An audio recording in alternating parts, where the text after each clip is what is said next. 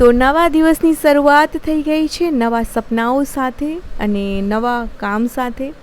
નવું કામ એટલે આજે હું મારા જૂના જેટલા બી કામ હતા એ બધા કામ સાઈડમાં મૂકી અને આજે હું આવી ગઈ છું મારા હેરમાં કંઈક ટ્રીટમેન્ટ કરાવવા માટે.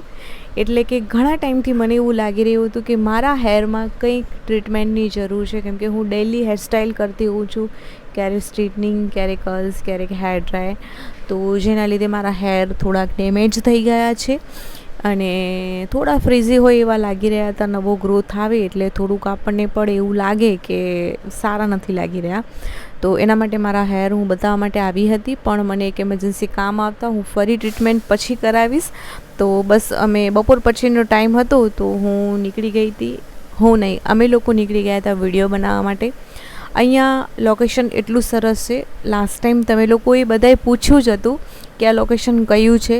આ લોકેશન છે ભુજથી નીકળતા મુન્દ્રા રોડ પર જઈએ છીએ ત્યારે પહેલો જે તળાવ આવે છે એ નહીં, એ મૂકી અને તરત બીજો તળાવ આવે છે. એ તળાવ પાસે આ લોકેશન છે.